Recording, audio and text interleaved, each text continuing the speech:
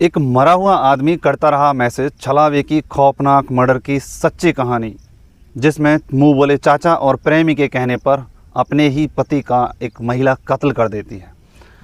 मैं भारत भूमि न्यूज़ पर बंटी रावत आपके साथ आज आपको बताने वाले हैं दिनेश धवन मर्डर केस के बारे में। ये घटना फरीदाबाद की है। 11 जनवरी 2021 की ये घटना है। दिनेश धवन नाम का एक प्रॉपर्टी डीलर फरीदाबाद की सैनिक कॉलोनी का रहने वाला होता है। उसकी शादी 2010 में अनु नाम की एक महिला के साथ होती है, जो कि उसी के साथ फरीदाबाद सैनिक कॉलोनी में रहती है। वो उसके भाई का घर है जो उन्होंने किराए पर ले रखा है। दिनेश धवन का एक दोस्त होता है जिसका नाम होता है नितिन, जिसका उसके घर आना जाना होता है। धीरे धीरे नितिन की दोस्ती अनु के साथ हो जाती है और ये दोस्ती प्रेम प्रसंग में बदल जाती है। प्रेम प्रसंग के चलते दोनों एक दूसरे से घुल मिल जाते हैं। जो प्रॉपर्टी डीलर दिनेश धवन होता है वो प्रॉपर्टी डीलरी का काम करता है। एक दिन अचानक से दिनेश धवन अपने घर से गायब हो जाता है और 28 जनवरी 2021 को डबुआ पुलिस थाने में एक कंप्लेंट दी जाती है कि गंदे नाले के पास एक व्यक्ति का शव तैर रहा है। Yasin Khan sub inspector police को लेकर मौके पर पहुंचते हैं और लाश को नाले में से निकाला जाता है। पोस्टमार्टम के लिए बीके हॉस्पिटल में भेज दिया जाता है। वहां पर उस सब की शिनाख्त के लिए उस सब का फ़ोटो खींच लिया जाता है। पुलिस गुप्त सूचना के आधार पर उस व्यक्ति की पहचान कराने की कोशिश करती है और उससे कॉन्टैक्ट डिटेल खंगाली जाती है, जिससे पता चलता है और उसके यार दोस्तों को बुलाया जाता है और उस फ़ोटो दिखाकर उस सब की शिनाख्त की जाती है। तो पता लगता है कि ये सब दिनेश धवन का है।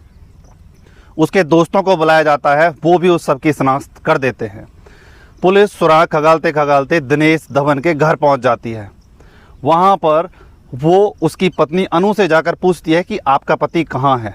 तो अनु और उसका चाचा हरजीत सिंह, जो उसका मुंह बोला चाचा है, दूर के रिश्ते का चाचा है, वो घर पे मिलते हैं और वो कहते हैं कि अनु का पति दिनेश धवन प्रॉपर्टी डीलरी के मामले में झारखंड गया हुआ है। अनु के व्यवहार को देखकर पुलिस को उस पर शक नहीं होता है और वो बताती है कि मेरी फ़ोन पर टेक्स्ट मैसेज के जरिए उससे बातचीत भी होती है। पुलिस को अनु के व्यवहार को देख के पता नहीं लग पाता है।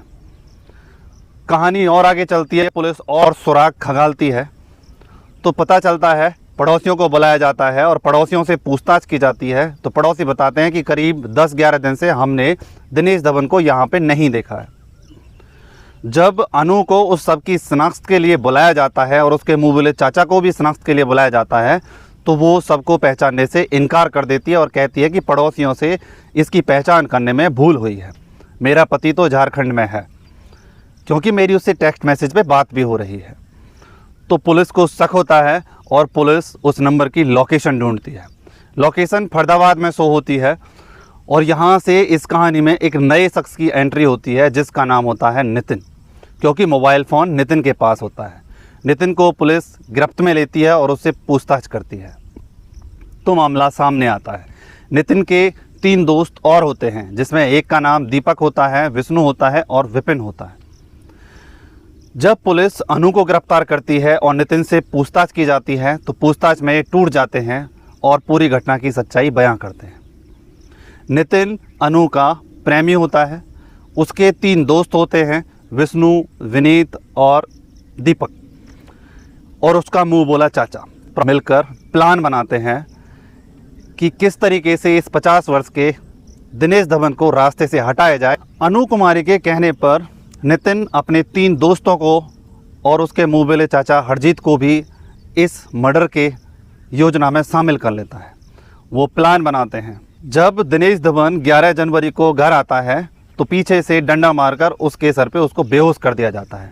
उसके बाद उसके दोस्तों की मदद से उसका गला घोंटकर उसकी हत्या कर दी जाती है और उसके शव को कंबल और रजाई के कवर में लपेटकर, पॉलीथीन में लपेटकर उसको उन्हीं के घर बेड में रख दिया जाता है। दिन बीत जाते हैं और उस सब से बदबू आने लग जाती है। उसके बाद उस सब को वहाँ से हटाने के लिए एक रेहड़ी लेकर आते हैं। सबको रेहड़ी पर डालते हैं, बेड सहित रेहड़ी पर उसको रखा जाता है और उसको लेकर गंदे नाले की तरफ चले जाते हैं। पड़ोसी पूछते हैं कि आप इस बेड को लेकर कहाँ जा रहे हैं, तो बताते हैं कि इसकी हम मरम्मत कराने के लिए लेकर जा रहे हैं और उस सब को गंदे नाले में फेंक देते हैं बेड सहित। 17 दिन बाद जब लाश ऊपर आती है तो ये मामला संज्ञान में आता है। क्या एक पत्नी अपने पति के साथ किसी के कहने पर इतनी निर्मम हत्या को अंजाम दे सकती है?